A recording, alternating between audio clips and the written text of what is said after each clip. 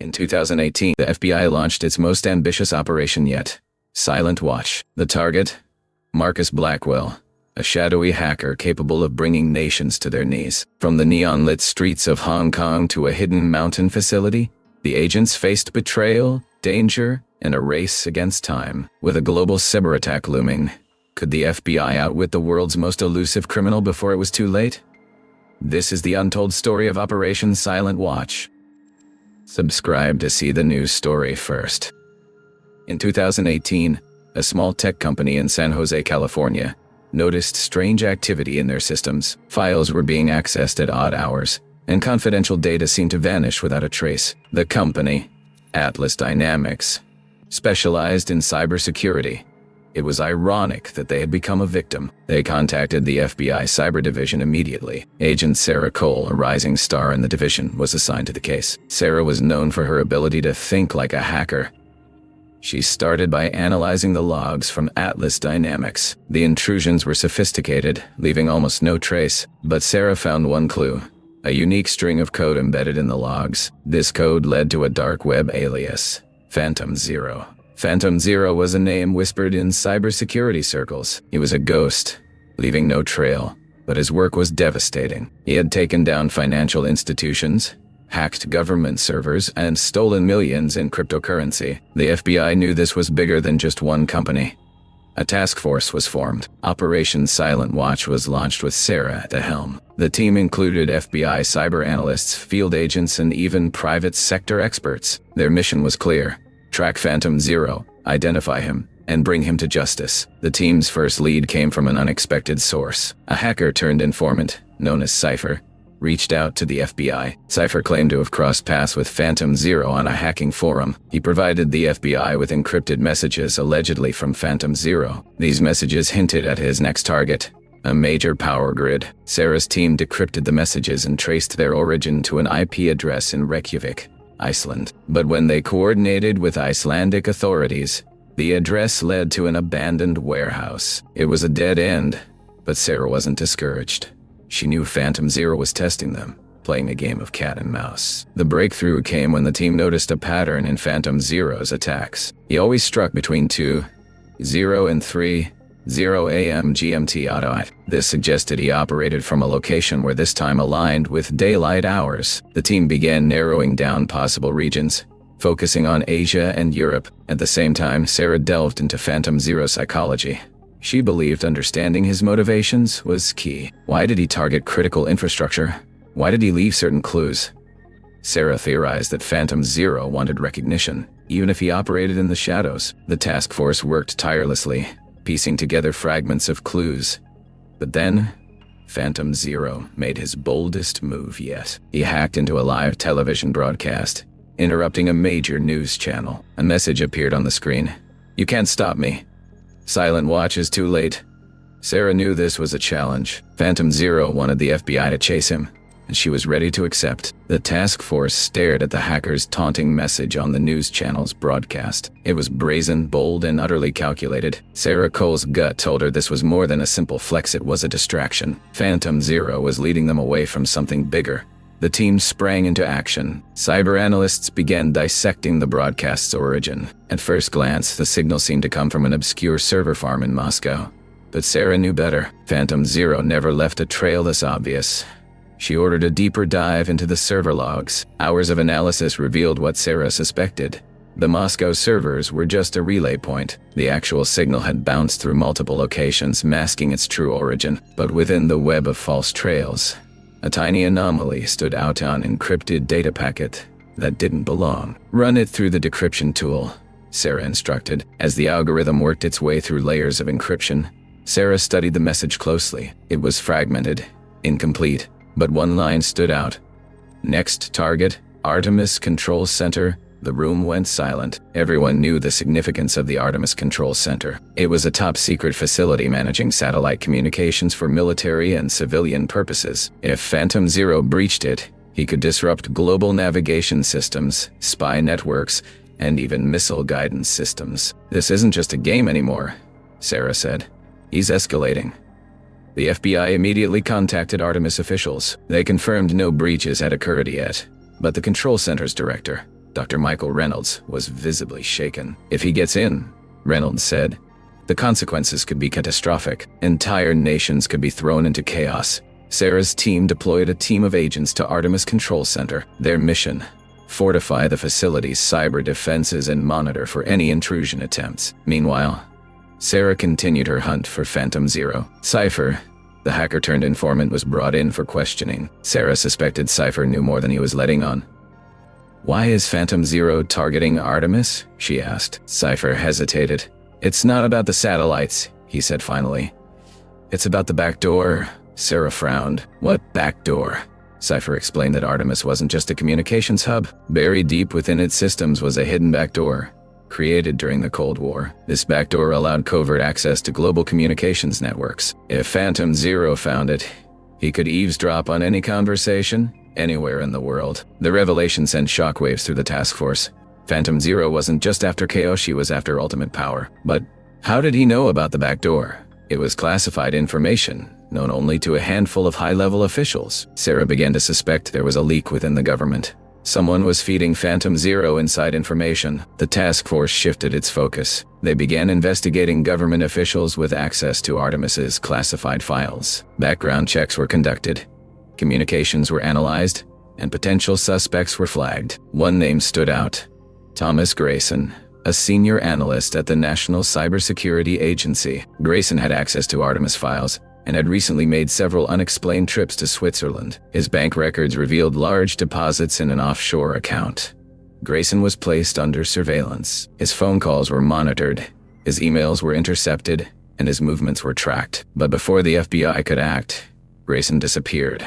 The timing was suspicious. Just as the FBI closed in on Grayson, a new message from Phantom Zero appeared on the dark web. "The clock is ticking."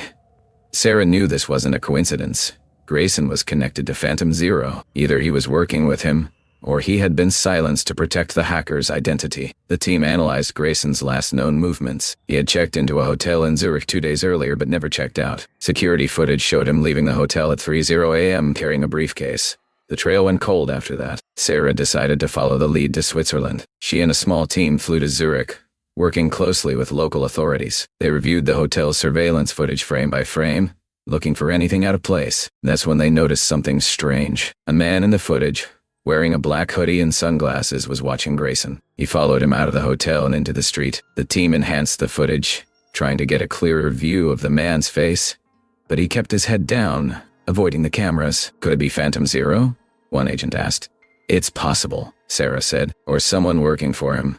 The team expanded their search, combing through surveillance footage from nearby streets. Finally, they found something: a glimpse of the man entering a parking garage. But when they checked the garage's records, there were no vehicles registered to him. Sarah felt the frustration mounting. Phantom Zero was always one step ahead, leaving just enough clues to keep the FBI chasing him, but never enough to catch him. Back at Artemis Control Center, the situation grew more tense. Cyber operators detected unusual activity in the network. It wasn't a full breach, but it was clear someone was probing the system, searching for vulnerabilities. Sarah knew time was running out. Phantom Zero was closing in on Artemis, and they still didn't know his endgame. As the team regrouped in Zurich, a message came through on Sarah's secure line. It was from an anonymous source. "Grayson was the bait. You're looking in the wrong place." Sarah's heart sank. If the message was true, they had been duped. Phantom Zero had used Grayson to distract them while he moved closer to his real target. She returned to the United States immediately. There was no time to waste. The hunt for Phantom Zero was about to reach a critical turning point. Back in the United States, Sarah Cole found herself at the center of a whirlwind. The team was working around the clock, and the pressure was mounting. Every minute they spent chasing false leads gave Phantom Zero more time to execute his plan. Sarah reviewed the anonymous message again. "Grayson was the bait. You're looking in the wrong place. Who sent it? And why warn them if they were on the wrong path?" It felt like Phantom Zero was toying with them, staying just close enough to be untouchable. The Artemis Control Center remained under constant surveillance. FBI agents and cybersecurity experts monitored every digital fingerprint that touched the network. Meanwhile, Sarah shifted focus. If Phantom Zero wanted them to chase Grayson, then she needed to do the opposite. "We need to figure out where Phantom Zero is operating from," Sarah told her team.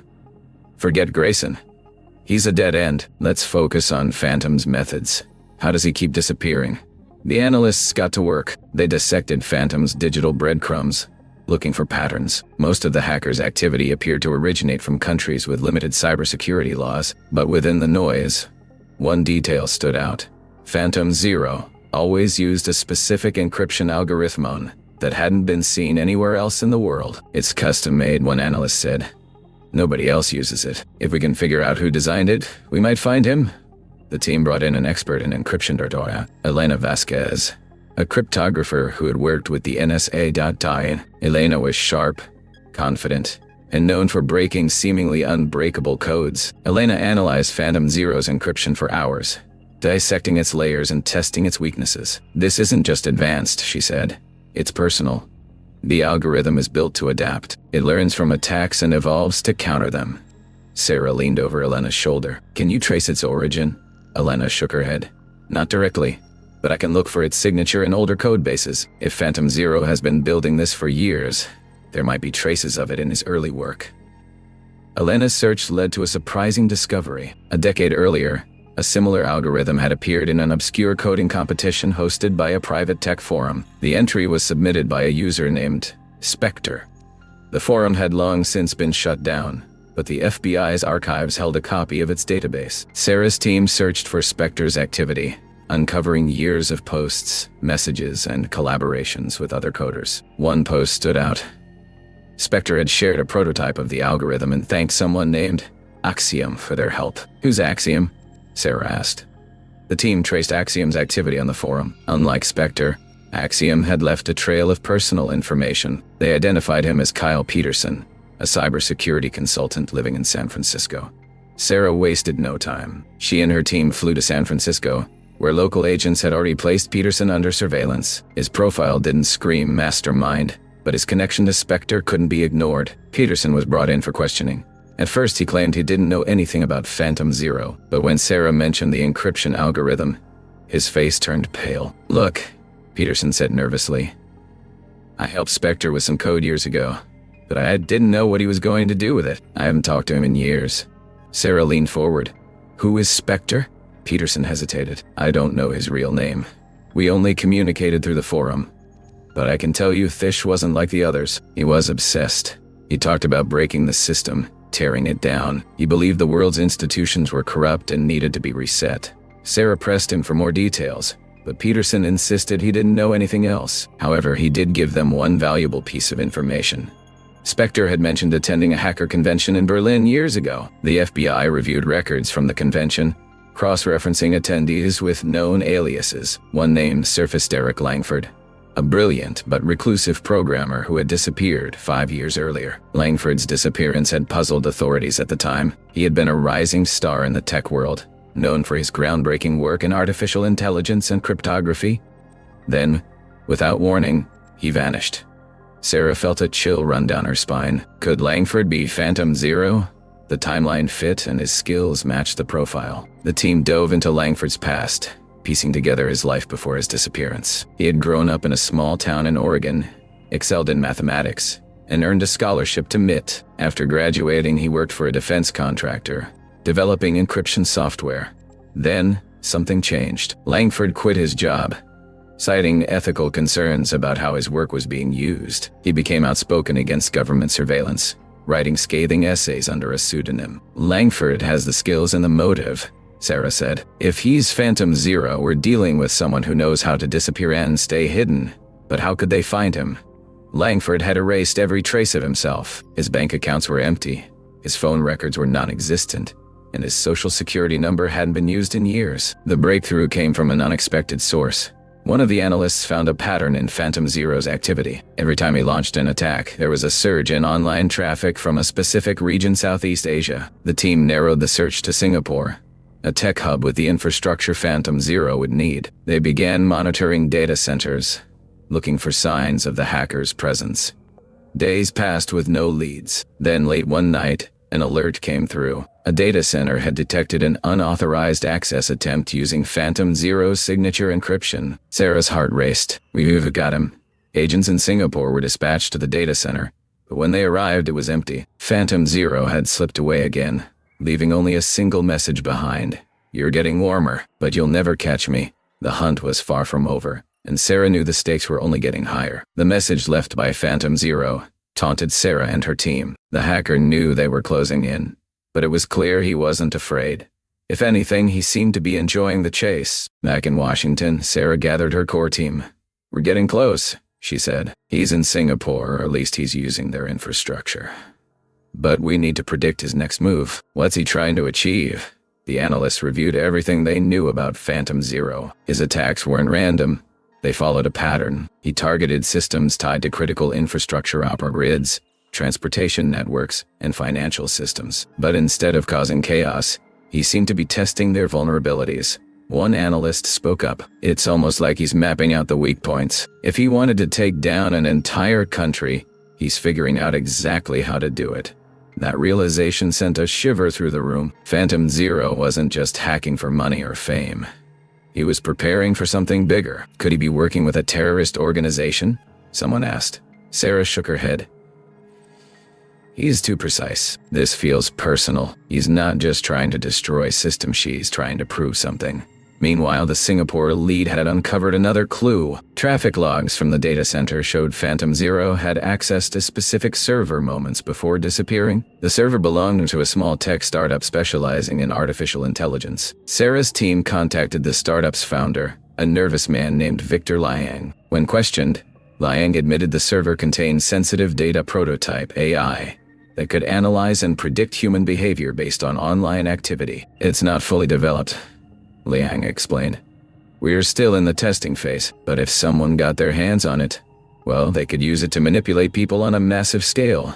The implications were chilling. Phantom Zero wasn't just mapping vulnerability, it was collecting tools. Liang provided the FBI with access to his server logs. They revealed that Phantom Zero had copied the IA's code before disappearing. The team immediately began analyzing the code, hoping it might lead them to the hacker. Dr. Elena Vasquez, the cryptographer, worked alongside the AI specialists. "This code is brilliant," she said. "It's almost like it was designed to evolve." Phantom Zero could integrate it into his own systems, making him even harder to track. The clock was ticking. Sarah knew they had to act fast before Phantom Zero could weaponize the AI. As they worked, another lead surfaced. An intelligence partner in Europe had intercepted chatter on the dark web about a hacker offering access to critical US infrastructure. The hacker's alias? Spectre. The timing was too perfect to be a coincidence. Spectre, the alias from Phantom Zero's past, was resurfacing. But why?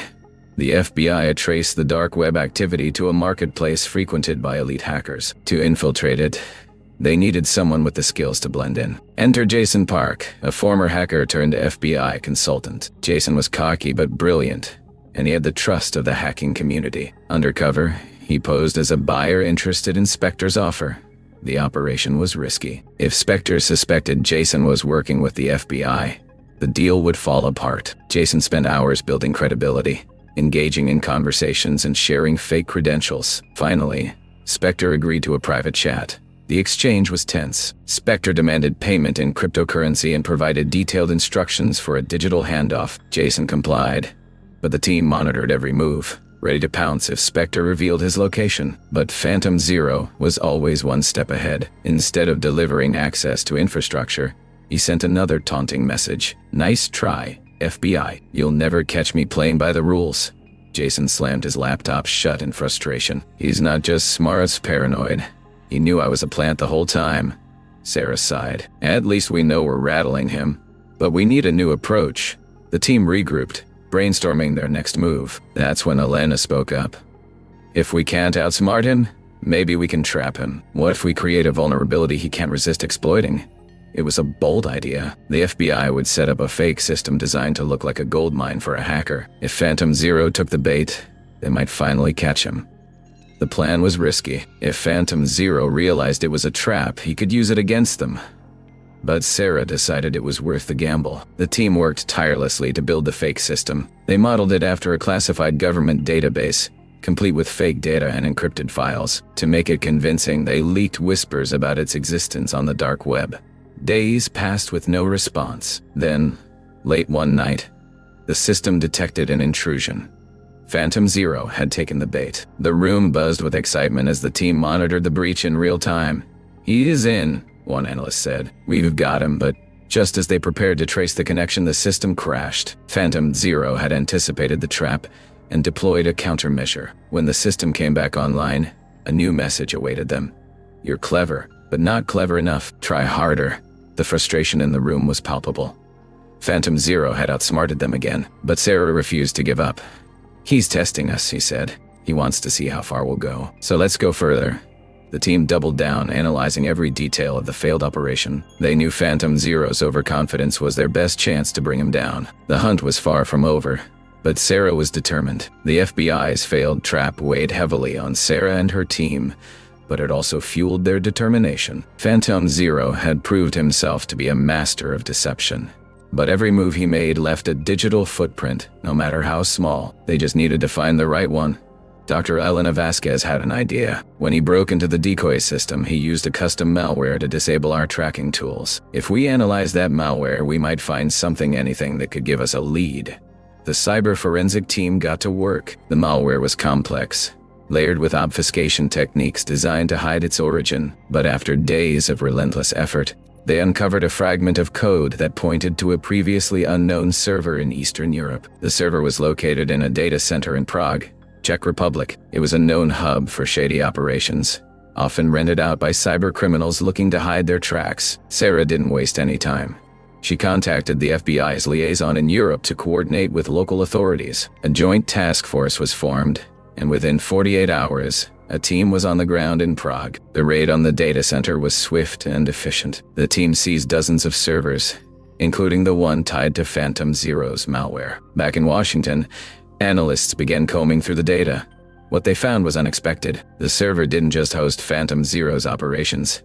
It was a hub for an entire network of hackers. The files contained chat logs, transaction records, and even a list of usernames and aliases. One alias stood out: Black Phoenix. Black Phoenix had been active in the hacking community for years, but had always flown under the radar. The logs revealed that Black Phoenix and Phantom Zero had worked together on several high-profile breaches. If they could find Black Phoenix, they might finally get a step closer to Phantom Zero. Using the transaction records, the FBI traced payments to a cryptocurrency wallet. From there, they followed the money trail to a small bank in Reykjavik, Iceland. The account was registered to a fake name, but surveillance footage from the bank showed a man making withdrawals. The footage wasn't clear enough to identify him, but it was a start. The team enhanced the images and shared them with law enforcement agencies worldwide. Meanwhile, Sarah's team delved deeper into Black Phoenix's digital footprint. They discovered that he was using an encrypted messaging app to communicate with other hackers. Jason Park, the former hacker-turned-consultant, was called in again. His job was to infiltrate the chat group and establish contact with Black Phoenix. Jason was nervous. Phantom Zero had already exposed him once, and if Black Phoenix suspected anything, the entire operation could collapse. Using a carefully crafted persona, Jason joined the chat group and began engaging with Black Phoenix. It took weeks of building trust, but eventually, Black Phoenix opened up. The conversations revealed that Black Phoenix and Phantom Zero had a falling out. Black Phoenix felt betrayed, claiming Phantom Zero had used him as a scapegoat during a previous operation. Jason saw an opportunity. "If you help us take him down," he wrote, "we can make sure he pays for what he did to you." Black Phoenix hesitated, but eventually agreed to share information. He provided an IP address Phantom Zero had used recently. The address was tied to a server in Tokyo, Japan. Sarah's team immediately contacted their counterparts in Japan. The server was located in a co-working space frequented by tech startups and freelancers. Surveillance footage from the building showed a man entering and leaving at irregular hours, always wearing a hoodie and sunglasses. The footage wasn't clear enough for identification, but the timestamps matched the server activity. It was Phantom Zero. The FBI and Japanese authorities planned a sting operation. They set up undercover agents in the co-working space, waiting for Phantom Zero to return. Days turned into weeks, but he didn't show. Then one evening, an alert came through. The server had been accessed remotely. Phantom Zero was testing it. The agents prepared to move, but Sarah hesitated. "He's too careful," she said. "If we act now, he'll know we're onto him." Instead, they let him continue. They monitored his activity, hoping he would slip up. Finally, they got their break. Phantom Zero connected to the server from a public Wi-Fi network in a nearby cafe. The team traced the signal and rushed to the location. By the time they arrived, Phantom Zero was gone. but he had left something behind: a laptop, abandoned on the cafe table. The laptop was encrypted, but the FBI's tech team worked around the clock to crack it. What they found was astonishing. The laptop contained blueprints for an attack on the global financial system. Phantom Zero wasn't just mapping vulnerabilities, she was planning to exploit them on a scale that could destabilize entire economies. The team also discovered a hidden folder with personal files. Among them was a photo of a young boy, about 10 years old, standing with a man and a woman. Sarah stared at the photo. "This could be him," she said. "We need to find out who they are." The metadata from the photo provided a location: a small town in Germany. Sarah's team contacted local authorities and began digging into records from the area. They identified the boy as Lucas Meyer, the son of a computer scientist who had worked for a prominent tech company. The scientist had died in a car accident years ago, and the boy had disappeared shortly after. The pieces were starting to come together. Phantom Zero wasn't just a hacker, he had a history, a motive, and a vendetta. But before they could act on the new information, another alert came through. Phantom Zero had resurfaced, launching a coordinated attack on multiple targets simultaneously. The race was on to stop him before it was too late. The simultaneous attacks Phantom Zero launched were unlike anything the FBI had ever encountered. They targeted banks, energy grids, and even air traffic control systems across 3 continents. Chaos erupted as systems froze, planes were grounded, and millions of dollars vanished from financial accounts. For Sarah and her team, it was an all-hands-on-deck moment. Every available resource was mobilized to counter the breaches. Cybersecurity experts worked tirelessly to isolate the attacks, patch vulnerabilities, and restore critical systems. Despite the chaos, there was a silver lining. Phantom Zero's attacks were so widespread and complex that they required significant computational power. Tracking the sources of these attacks revealed a cluster of compromised servers in multiple countries. But one stood out. A server in a remote location in Iceland was acting as the central command node. Sarah immediately coordinated with Icelandic authorities to raid the facility. When the team arrived, they found a small, inconspicuous building surrounded by snow. Inside, rows of high-performance computers hummed, all part of Phantom Zero's network. The raid uncovered more than hardware. In one of the server racks, the team found a hard drive labeled in German, which translated to Project Nemesis. The hard drive contained encrypted files, but the name alone was chilling. Back at FBI headquarters, the tech team began decrypting the files. What they found was a detailed manifesto written in a cold, methodical tone. Phantom Zero wasn't just a hacker. He was on a mission. The manifesto outlined a plan to dismantle the world's reliance on centralized systems. He believed that governments and corporations had too much power, and that the only way to restore balance was to disrupt their control. The attacks were just the beginning. Phantom Zero envisioned a world where people relied on decentralized systems, free from oversight. But the manifesto also contained a personal element. Phantom Zero blamed a major tech company for the death of his family. The files detailed a history of corporate espionage, cover-ups, and an experimental AI program that went disastrously wrong. His father, the scientist in the photo, had tried to expose the truth and paid the ultimate price. Sarah felt a mix of anger and pity. Phantom Zero's actions were unforgivable, but they were rooted in a tragic past. She knew they had to stop him before he could cause more harm, but understanding his motivations could help predict his next move. The team's analysis of the Icelandic server revealed another lie: a private chat log between Phantom Zero and an unknown contact. The messages discussed a meeting in Zurich, Switzerland, at an underground hackers convention known as the Black Code. Sarah saw an opportunity. If Phantom Zero was attending the convention, they could finally catch him in person. But the convention was a dangerous place. It was a haven for hackers, activists, and criminals. Sending agents in undercover would be risky.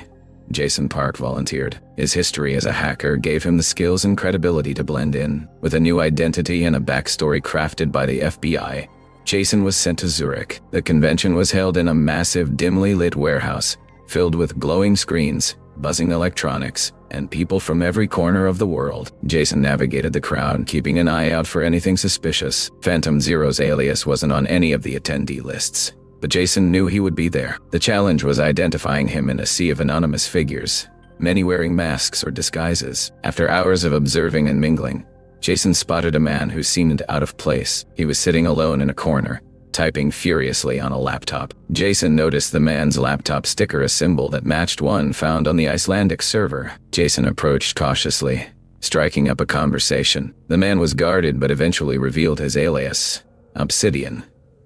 He claimed to be working on a project with Phantom Zero. Jason played along, pretending to admire Obsidian's work. He subtly steered the conversation toward Phantom Zero, trying to glean any useful information. Obsidian mentioned that Phantom Zero had been at the convention earlier but had left abruptly. Jason pressed for details, and Obsidian let something slip, a reference to a safe house in Berlin. It was a small detail, but it was enough. Jason excused himself and relayed the information to Sarah. Sarah's team acted quickly.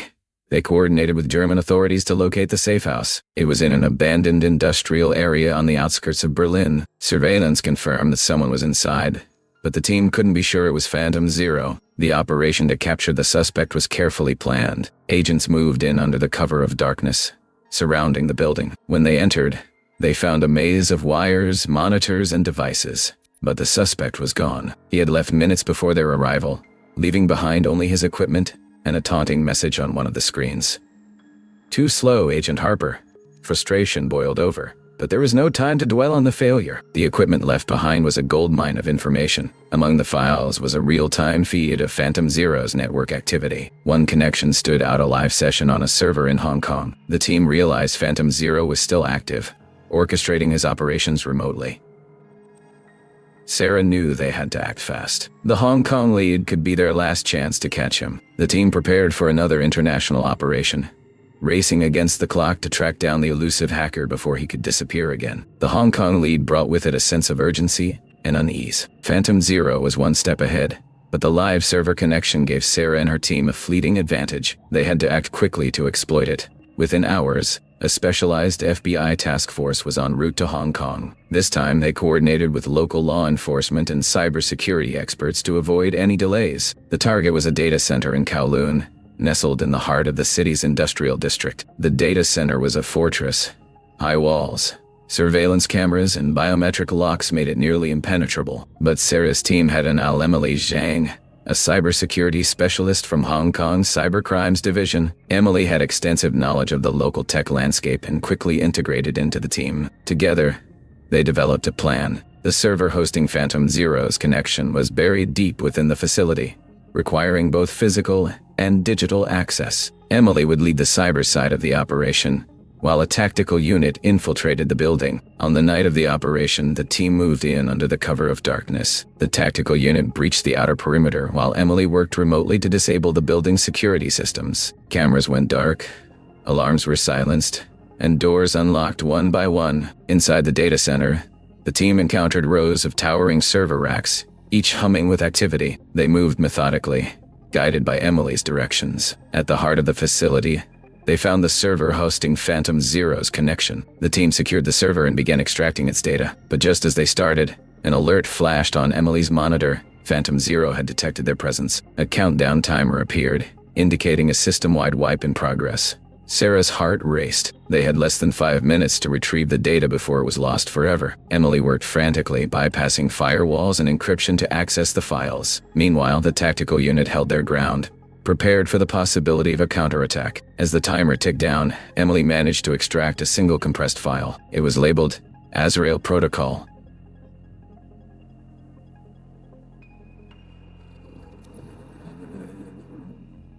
Seconds later, the server went dark and the connection was severed. The team regrouped, their mission a partial success.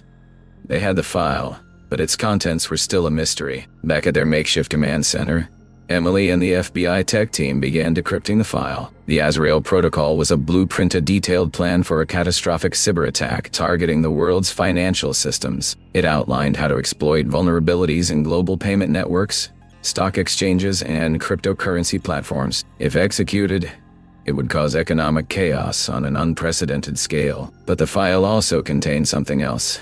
Metadata that revealed the origin of the blueprint. It had been created on a device registered to an address in Osaka, Japan. This was the closest they had come to locating Phantom Zero. Sarah wasted no time. She contacted the FBI's liaison in Japan, arranging for a joint operation with local authorities. The address led to a modest apartment in a quiet residential neighborhood. When the team arrived, the apartment appeared unassuming. The curtains were drawn, and there was no sign of activity. They approached cautiously, prepared for anything. Inside, they found a stark contrast to the exterior. The apartment was a high-tech hideout, filled with computers, servers, and screens displaying real-time network activity. But once again, Phantom Zero was gone. What he left behind, however, was invaluable. Among the equipment was a diary, a digital log of his thoughts and plans. It revealed not only his technical expertise but also his growing frustration. He was feeling the pressure of being hunted, and it was beginning to affect his judgment. The log also contained a cryptic message. "Azrael is inevitable, but you'll never stop the executioner." It was signed with his signature logo, a stylized zero. As the team analyzed the logs, they discovered a recurring pattern in his network activity. Phantom Zero had been using a specific encrypted communication channel to coordinate with a group of accomplices. The channel's servers were based in Dubai, suggesting a broader conspiracy. Sarah realized that Phantom Zero wasn't acting alone. He had alias likely hackers, rogue developers, and insiders from the tech industry. To stop him, they would need to dismantle his entire network. The team prepared for their next move, knowing the stakes were higher than ever. Phantom Zero was escalating his plans, and the Azrael protocol was just the beginning. Before leaving Osaka, Sarah took a moment to reflect. Each step brought them closer, but the cost was mounting. The team was exhausted, and the pressure was relentless.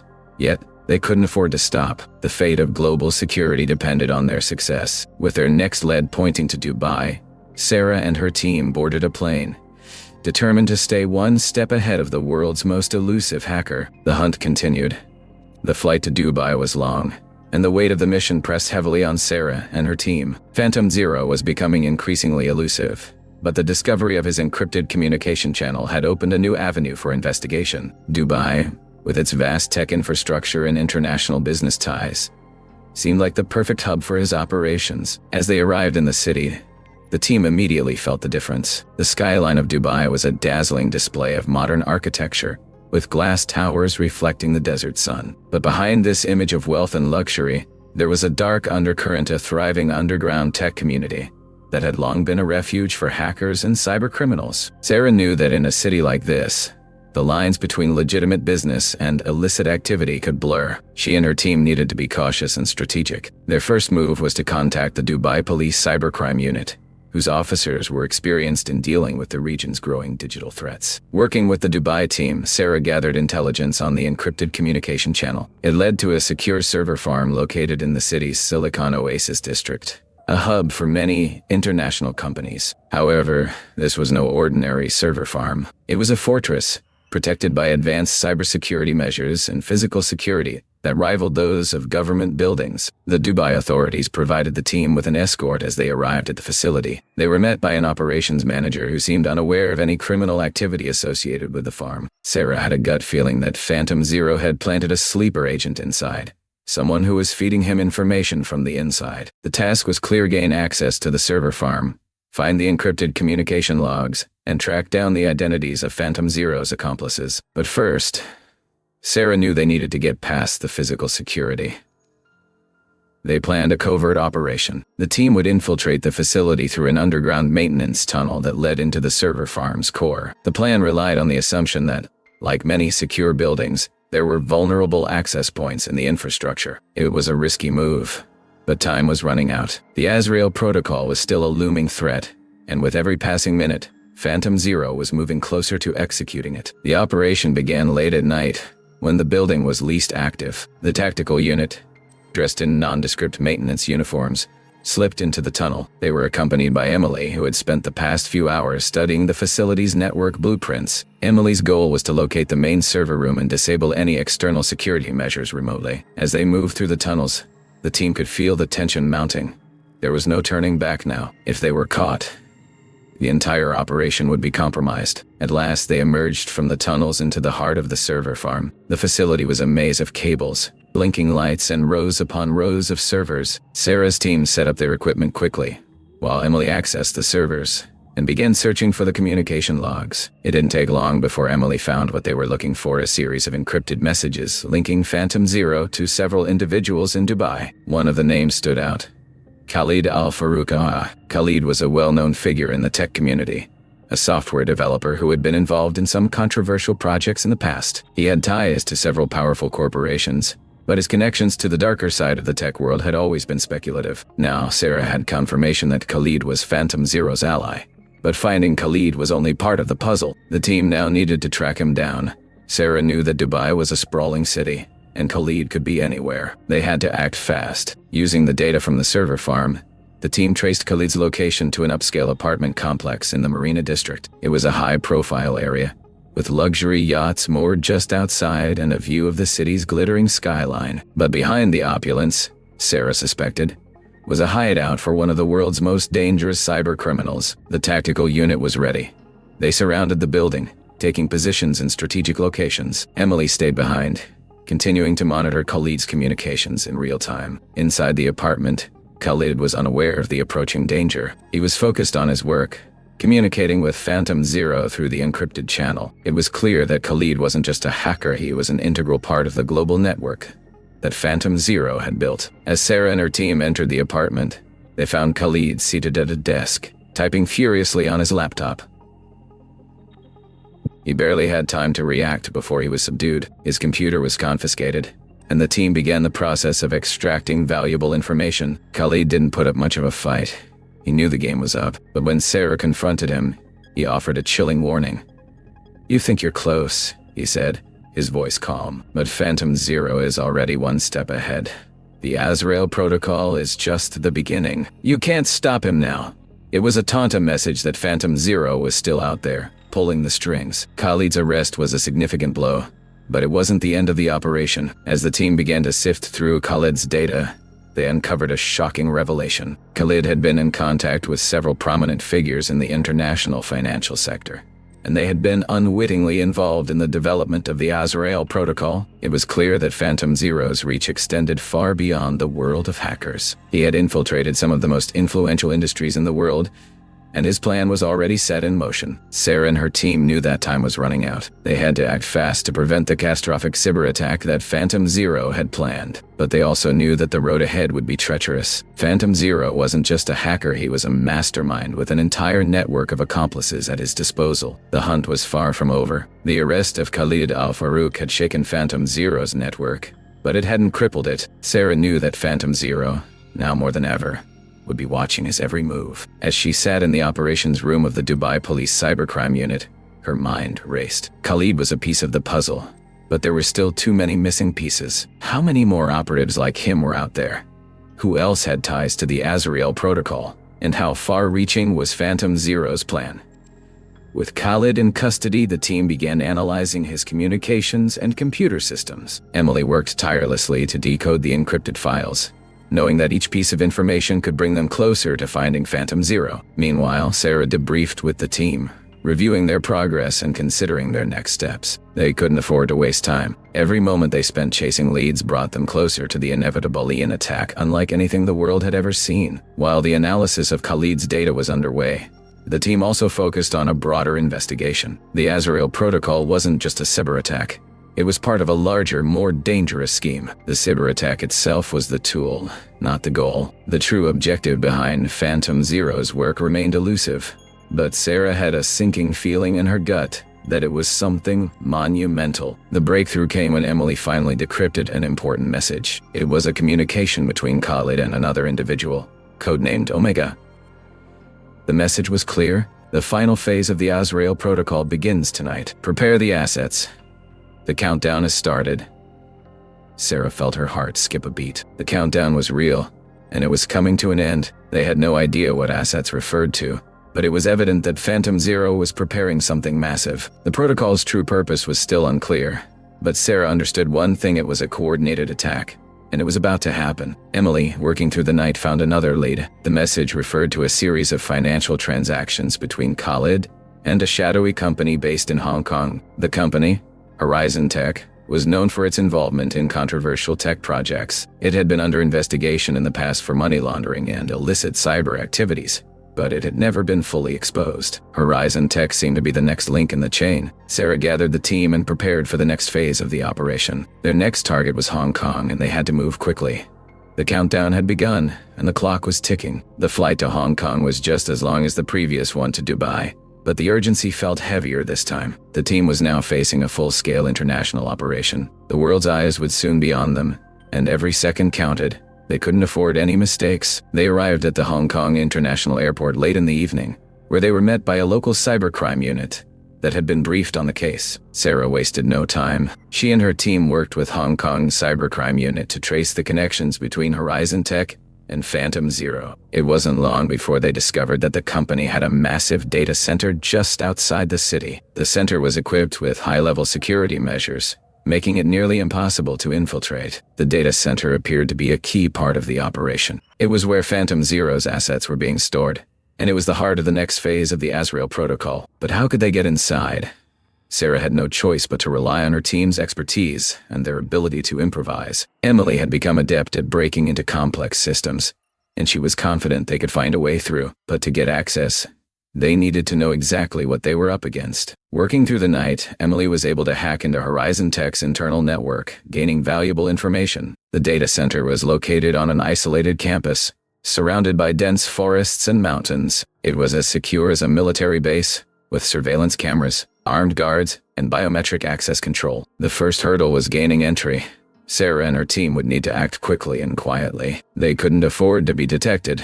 The operation to infiltrate Horizon Tech's data center began at dawn. As the sun rose over the dense forests surrounding the campus, Sarah's team moved into position. The plan was simple. They would approach the facility under the cover of darkness, using a series of underground tunnels that led to a maintenance area. From there, they would disable the facility's security systems and access the core data center. The team's journey was fraught with danger. The underground tunnels were narrow and winding, with numerous dead ends and security checkpoints. Every step had to be calculated. Every movement had to be precise. If they were caught, the mission would be over. The tension was palpable as they moved forward, inching closer to their target. They finally reached the maintenance area, where they encountered their first real obstacle: a security guard making his rounds. The team swiftly dealt with the situation, neutralizing the threat without alerting the rest of the facility. Once inside, Emily quickly began her work on disabling the security systems. The clock was ticking, and they had no time to waste. While Emily worked on hacking into the facility's mainframe, Sarah and her tactical team moved deeper into the building. They could feel the weight of the moment bearing down on them.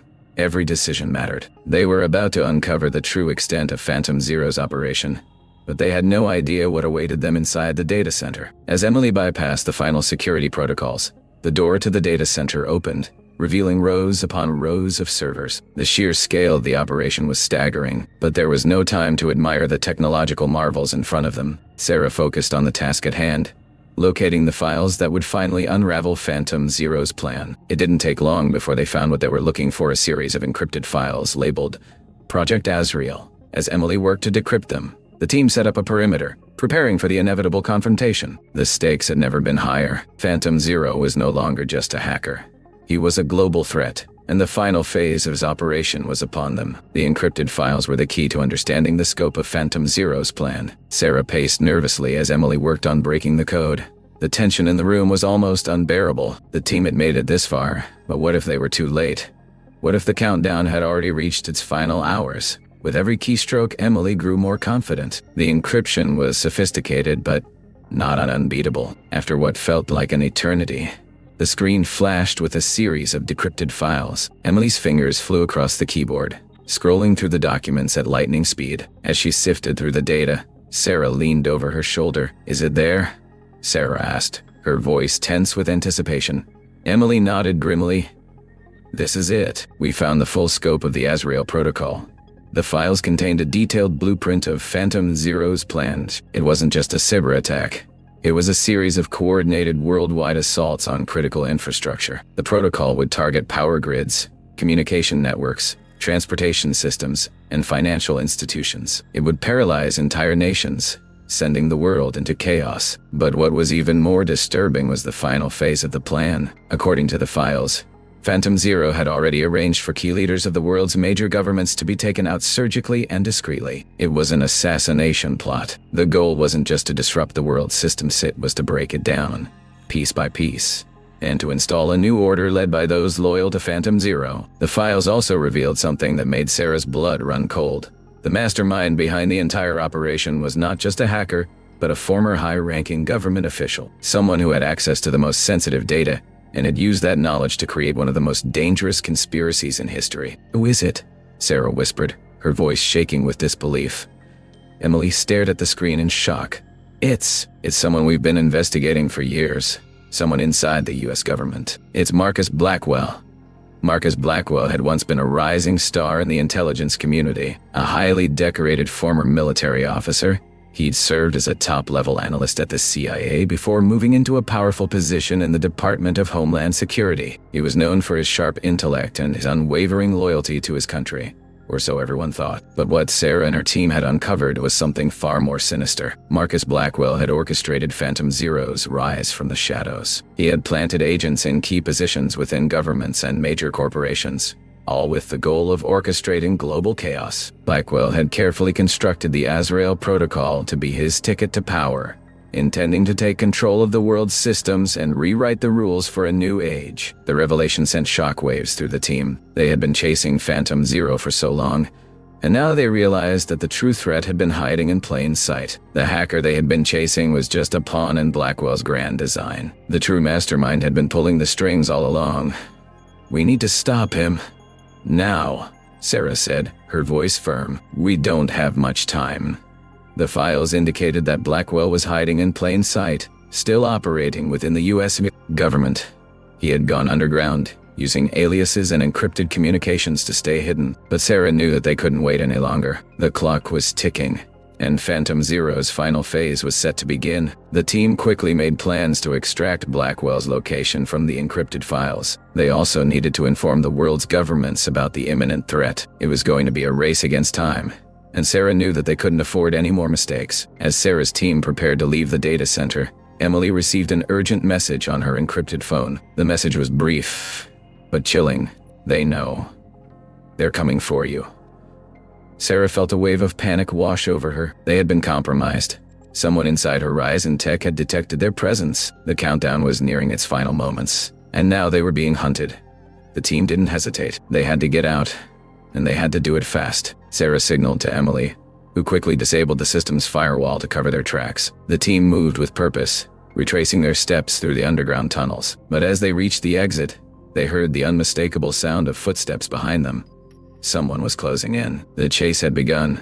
The team sprinted through the dark tunnels, heartbeats echoing in their ears. They had no choice but to fight their way out. Sarah's mind raced. Who had discovered them? How had they been compromised? But there was no time to ask questions. The only thing that mattered now was survival. As they emerged from the tunnels into the dense forest surrounding the facility, they spotted several black SUVs racing toward the entrance. It was clear that the people hunting them were prepared to do whatever it took to stop them from uncovering the truth. "Split up!" Sarah shouted. "Move fast!" The team scattered into the forest, using the terrain to their advantage. Sarah sprinted ahead, dodging branches and jumping over rocks, her heart pounding in her chest. She had no idea where the others were, but she couldn't afford to slow down. The sound of gunshots rang through the air, and Sarah felt a sharp pain in her side. She stumbled, almost falling to the ground, but she pushed through the pain, refusing to stop. She couldn't let this mission fail. Her breath came in short, ragged bursts as she pressed on. She had to warn the world about Marcus Blackwell. She had to stop Phantom Zero from unleashing his catastrophic plan, but they were coming. She could hear their voices, their footsteps getting closer with every second. Sarah wasn't sure how much longer she could keep running. The dense forest seemed to close in around Sarah as she pushed forward, her breath shallow and rapid. The pain from her side was growing, but she couldn't afford to stop. Every minute counted. The mission was bigger than her, bigger than all of them. Marcus Blackwell had to be stopped, and the entire world was at risk. The sound of footsteps behind her grew louder. Sarah knew they were closing in. She could hear the rustling of leaves, the unmistakable crack of twigs under heavy boots. She wasn't sure who was chasing her, but she knew it wouldn't be long before they had her cornered. They had trackers, and they knew the terrain. But Sarah wasn't going to make it easy. She ducked behind a large rock, taking a moment to catch her breath. She could see the faint outline of the approaching vehicles through the trees. They had been on her trail since she had left the underground facility, and now it seemed they were about to catch up. She reached for her earpiece, trying to make contact with Emily. "Emily, do you copy? Come in," she whispered urgently. There was no response, just static. Panic surged within her. She couldn't afford to be alone. With a shaky hand, Sarah drew her gun and checked the magazine. She was a trained agent, but this wasn't a fight she wanted. They needed information, not confrontation. Her goal was clear: get to Blackwell and take him down before it was too late. The sound of an engine roaring through the trees pulled her out of her thoughts, An SUV skidded to a halt just ahead. Sarah knew she didn't have much time. She had to act fast. Suddenly, a figure emerged from the woods behind her, and Sarah froze. It was Emily, running toward her at full speed. Relief flooded through Sarah's chest as she saw her teammate. Emily was breathless but determined. "Sarah, we need to move now!" Emily shouted, pulling Sarah to her feet. Before they could react, a flash of movement caught their eyes. A black-clad figure stepped into view, weapon raised. It was too late to run. "Drop your weapons," a voice commanded. Sarah instinctively raised her gun, but Emily grabbed her arm, pulling it down. "No, Dottie, they'll kill us both." The figure stepped closer, his eyes cold behind the mask. Sarah could tell by his stance and the way he moved that he was highly trained. It was clear that they had underestimated just how dangerous the people hunting them were. They weren't ordinary agents. They were sent after them by Blackwell himself. "We're not going down without a fight," Sarah said quietly, her hand on her gun. Emily looked at her with concern but nodded. "You're right, we can't let them get us." Suddenly, there was a loud crack in the trees, and another SUV barreled through the forest. This one didn't stop. It charged straight toward the two agents, forcing them to leap to the side. The vehicle came to a screeching halt right next to them. The door swung open, and a familiar voice shouted, "Get in!" It was Alex, one of their most trusted operatives. Sarah didn't hesitate. She grabbed Emily's arm, pulling her toward the SUV as gunfire rang out from behind them. The vehicle sped off with tires screeching, narrowly avoiding the shots. As they drove deeper into the forest, Sarah looked over at Alex, who was focused on the road. "Thanks for the save," she said breathlessly. Alex glanced at her, his eyes hard. "You guys were running out of time? We've got backup waiting. We'll get you to safety." Sarah nodded, but her mind was racing.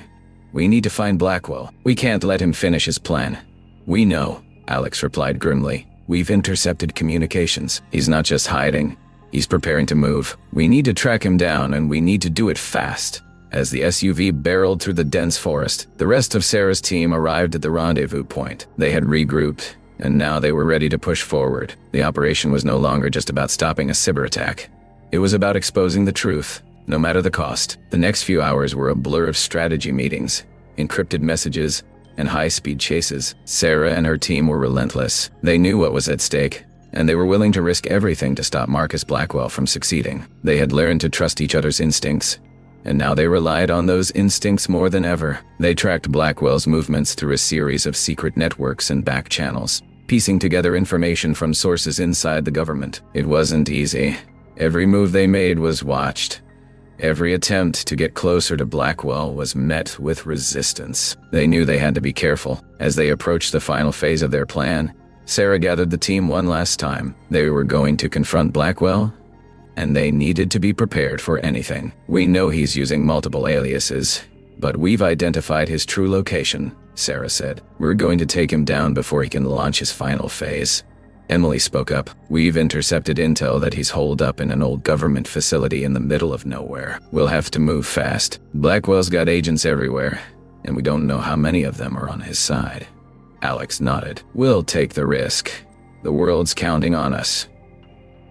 Sarah looked at her team, seeing the determination in their eyes. They had come this far, and they weren't about to back down now. The final confrontation with Blackwell was inevitable, but it would be their last chance to stop him on to save the world. They geared up and prepared for the mission ahead, knowing the stakes had never been higher. The cold air bit at Sarah's skin as the team approached the old government facility. It was hidden deep within a mountainous region, surrounded by dense forest and jagged cliffs. The facility itself was a relic from the Cold War, with rusted fences, broken surveillance cameras, and crumbling concrete walls. But beneath its decaying exterior, it was alive with activity. This was Marcus Blackwell's stronghold, the place where he planned to launch his ultimate attack. Sarah adjusted her earpiece, her voice steady despite the tension. "Team, this is it. We go in fast, stay sharp, and stick to the plan.